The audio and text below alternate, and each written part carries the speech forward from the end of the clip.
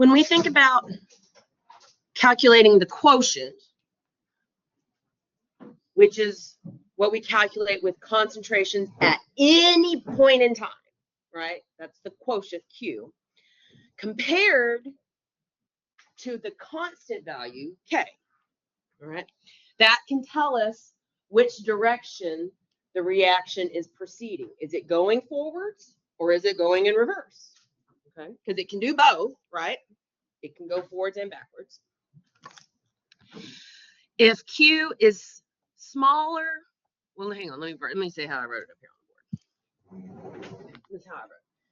If your Q value is bigger than the known constant value, okay, the reaction is actually going to go in the reverse direction. The reaction is going backwards. Why? We've got to convert some of our product back into reactant to get back to equilibrium, or to get to equilibrium, right? If Q is smaller than K, though, that means our reaction needs to keep going forwards. Our reaction needs to keep making more product, okay? We got to keep turning reactants into products, okay?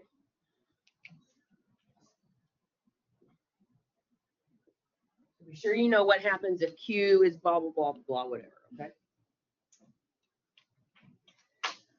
All right, look at number 4.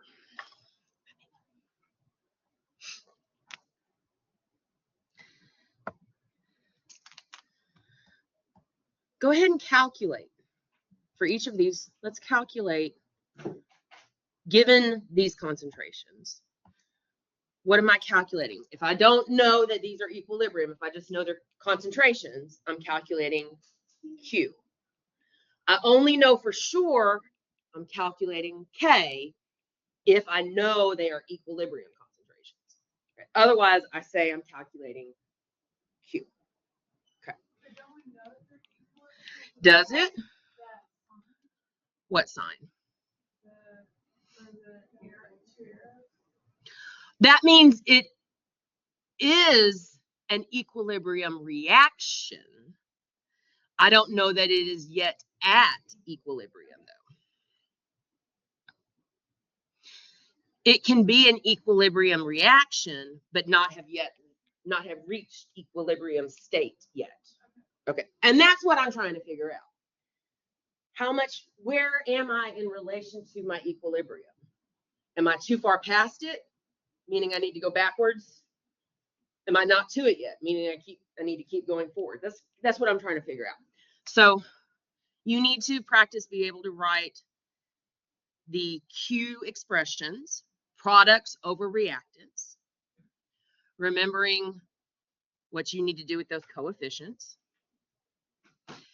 and then plug in values. And then we're going to compare our calculated Q to our K value. Okay.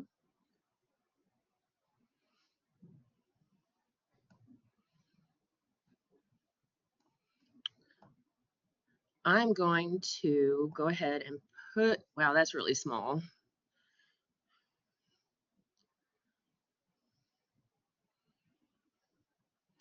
I should have split this into 2 slides. Maybe y'all can read that better. Maybe y'all can read that. Veronica, can you read that at all? You can't? Good job. Okay, so I'm gonna leave that up here and y'all practice. Check your work, write your Q expressions. Make sure you have them set up the exact same way I do on the screen. And then make sure you're getting the same calculated value.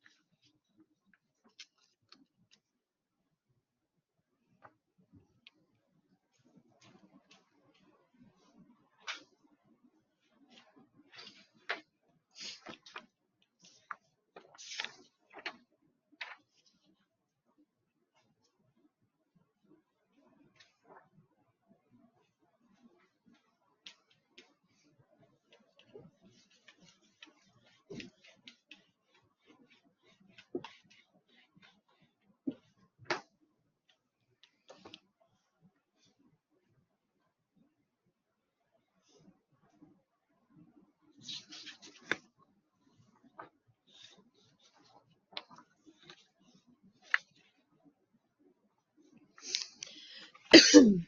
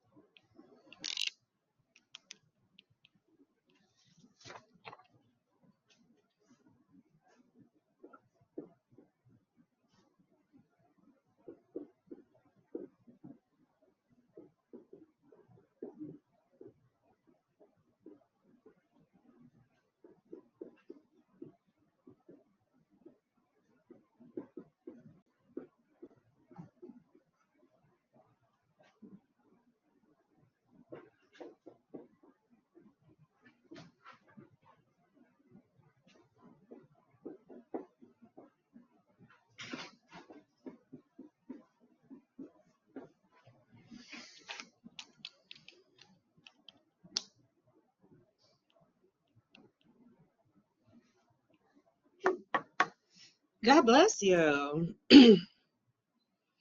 How y'all doing? So far, getting what I'm getting? Yes, you may just write reverse direction or forward. You don't even really have to write direction. You can just say reverse or forward. That's fine.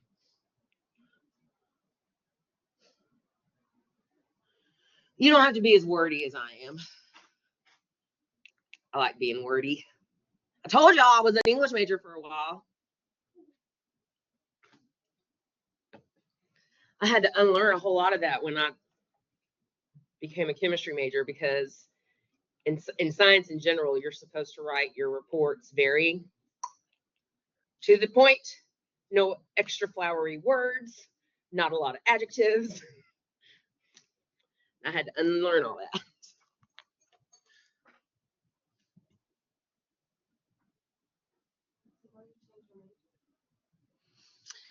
Oh, so you weren't in here when I was saying this before. Mainly my mom was like, you can do math and science, so that's what you should do. That's where the money is. And we laugh now because I don't make any money. Yet I got the student loan debt to show that I was a math and science major. You better believe that. I got that student loan debt down, guys. Woo. Yeah, that's your future. I just don't even think about it. I'm just like, whatever. I do the minimum amount I can to pay. I'm never going to pay it off. I don't care. Whatever. It'll go away when I die. That's fine. I don't care. That's fine. I want money to I went to transfer last semester to Dallas. Mm-hmm. International student, I have to pay out. Uh-huh. So one semester there is $20K. For you. That's ridiculous. One semester at UT Dallas. No. No. No. Okay, can we move on? Yeah, right. Let's talk about. Let's see. Is this what I want to talk about? Do we need to know this word really? Sure. Why not? Yeah. What does it mean to be homogeneous? Same throughout. Okay, so you might see this term thrown about. Okay. A homogeneous equilibrium means you have everything in the same phase. Then it's not homogeneous. What's the opposite of homogeneous? Heterogeneous. It'd be a heterogeneous equilibrium. Okay, again, I don't actually think I asked a single question about what's the difference between homogeneous and heterogeneous, but you guys know what those two words mean, so you should be able to reason it out if you see a question like that. Okay. And we've already talked about how if it's a gas, you can write the K or the Q in terms of concentration always, but you can also write pressure. Okay. Can you write a KC and a KP if it's applicable for these two reactions? So this is number 5 on our in class. I got 2 reactions here. This is number 5. If I'm telling you it's write the K, what we're writing is the expression when it's at equilibrium. I'm not plugging in any values right now, right? Just what would be the expression to solve for K at equilibrium. So this first one, I can't write it based on pressure because none of those are gases, right? Okay. So K by necessity here is going to be concentration based, right? All right. Products. Do you guys know the name of this? Now we're going to spend a whole chapter 14, talking about this kind of reaction, but this right here, do y'all know what this is? Anybody know this one? You know it, Joe?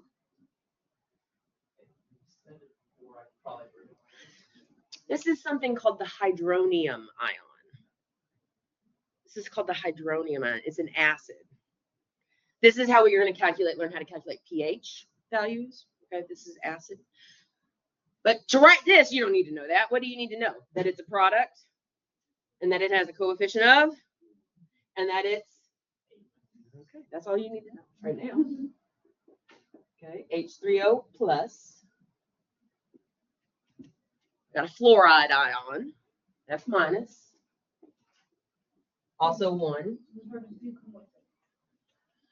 Because it's an ion, yes, I'm writing, you have to write the charge with it. Okay, what are my reactants? I've got HF.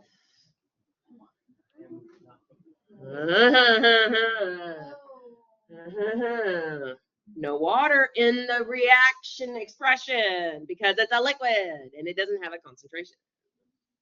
Did I trick you? I got you. I got you guys. I got you. I got you, Ken. Didn't I get you? I got you. I got you. It's a liquid. It's not in the expression. I know you did. That's why I put this right here at this moment in time in the class. That's why, God, I'm so amazing at the way that I organize this stuff out, you guys. Woo! Damn, I'm so good. Okay. What about this one? I can write both a concentration-based K and a pressure-based. This would be an example of a what kind of equilibrium? Homogeneous. Homogeneous. Why? Everything's in the gas phase. Is this homogeneous? No, I got that liquid water right there. Okay. So, Kc, concentration, concentration. These are all also coefficients of 1. Okay, that's kind of neat. I mean, it just makes it look less number heavy, right? And again, I just need you guys to remember, if you're doing pressures, you're not writing the brackets. That's just talking about molarity. You're just writing a P for the pressure. And it with all of this, right? I just don't want us to forget that these are all raised to whatever those coefficients are. Okay.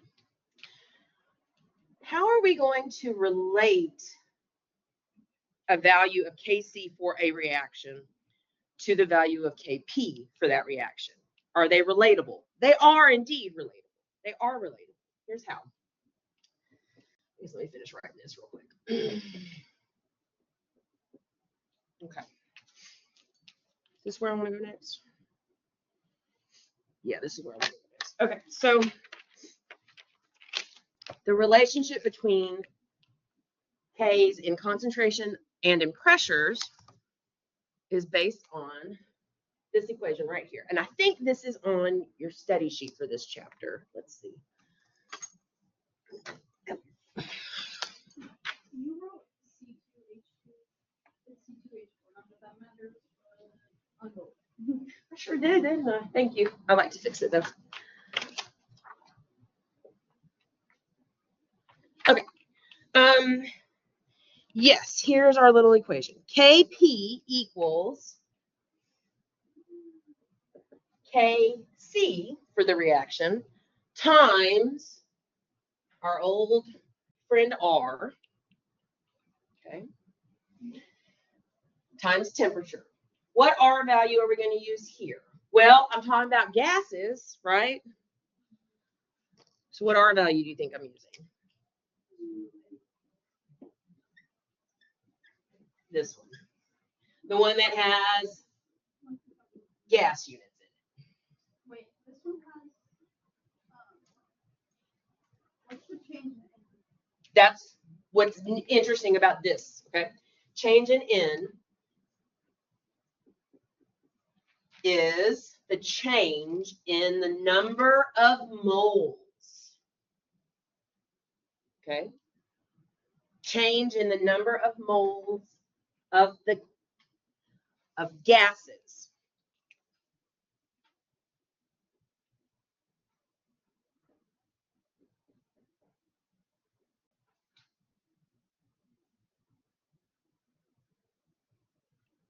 We're looking at the difference in the number of moles of gases. Product side minus reactant side.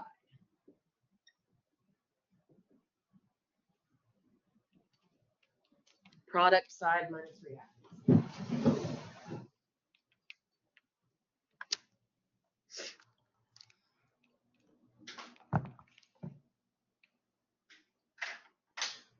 For example, this one that we just wrote expressions for. Just for example, right? What would be the change in moles of gases in this reaction? What would be delta N? How many moles of gases do I have on the product side? One and another one, 2 total, right? 2 total. Minus, how many do I have on the reactant side? I just have 1. So for that reaction, the delta N is 1. Which means in my math, I would be taking this value, raising it to the 1 power. Okay, so I'm not doing anything to it really, right? What about this example? Look at number, where did it go? 7. Look at number 7.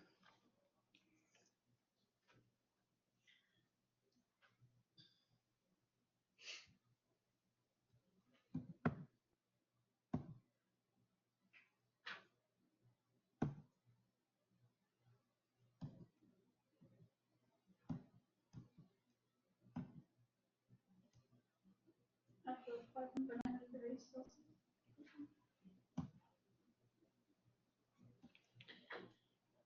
Okay, so remember, because we're using R, which is Kelvin based, our temperature must be changed to Kelvin as well, if it's not already told to us in Kelvin. So on number 7, we're told this reaction is happening at 900 degrees Celsius. That's really hot. What is the Kelvin temperature? 1173? 0.15. 1173.15 Kelvin. Okay. And I'm told that Kc is 0.28. What can you tell me about that Kc value? It's little. What does that mean? Which side is favored when it's at equilibrium? The product side or the reactant side? If it's a little value, reactant side is favored. Okay. There's more reactant at equilibrium than product. Yes, that's what that means. Okay, that's neat. Let's look at our equation. What's the other thing I need to know? I got to know what the change in the number of moles is. What is delta N for this reaction? Here on my product side, I have how many total moles? 3. And remember, you only are counting gas. If you have any other phases in there, would you count how many moles of that you have? Only for gas. Only gases. Only gases. 3 on this side, 5 on this side.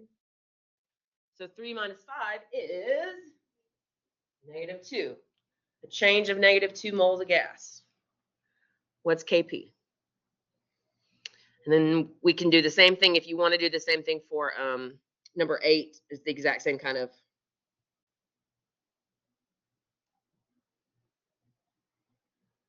functioning. And let's see if you got the same answers that I got.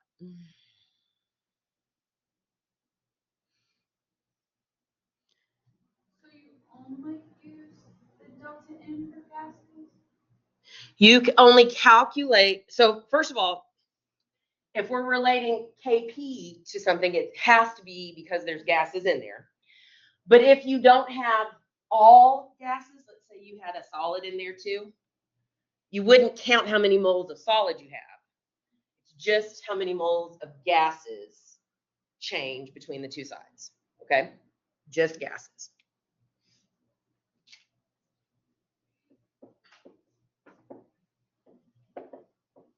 Now, do you raise the Kc value that you're given to that exponent? Only raise to that exponent R times T, okay?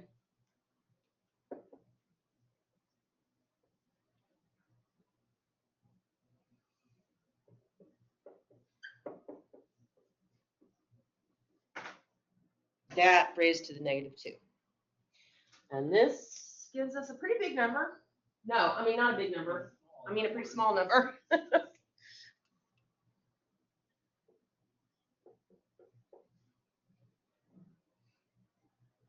3 times 10 to the -5 is what I got for that one.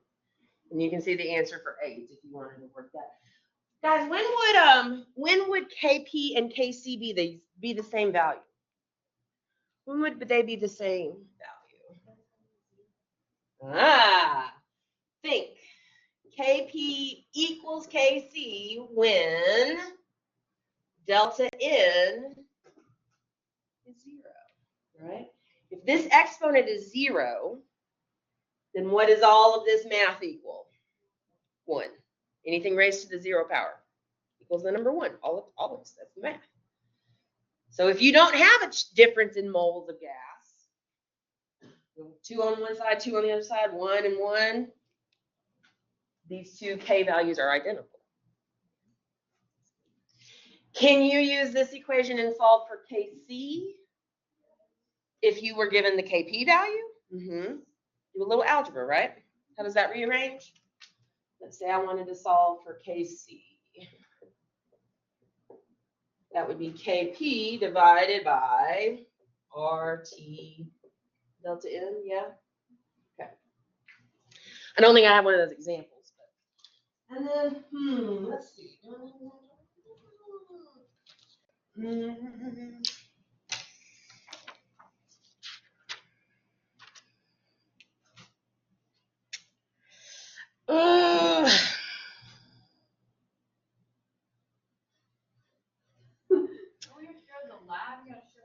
Don't we have to go to the lab? We do have to go to the lab. Okay, I'm gonna wait and save this for tomorrow.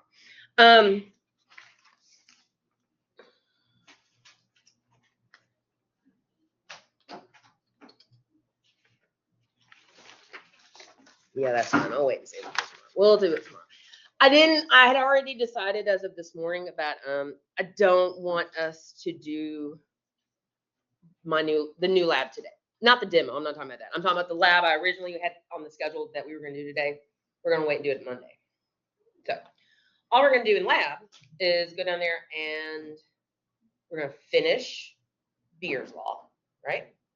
So some of you guys have to test your unknown solution. Okay. We got to talk about the graph that you made, the second graph where you had your concentration points plotted. We got to talk about that. And I guess I'll finally show you the cinnamaldehyde demo. I guess. And then, I mean, that shouldn't take the whole lab time. So then you'll be free to either leave a little early or finish up any worksheets or anything that you need to get turned in. Yeah, that sounds like a plan. I'll go ahead and open up this homework set. But, I mean, y'all probably gonna wait till after tomorrow to start it, I would suspect. But I'll go ahead and open it up. Because y'all got to do what tonight? Finish chapter 12 homework if you haven't already. And then there's the quiz. And study, make your note cards. Make sure you grab your note cards for the test tomorrow. Just like last time, we'll have to lecture about an hour beforehand, and then we'll take the test, try to give you guys 2 hours for the test.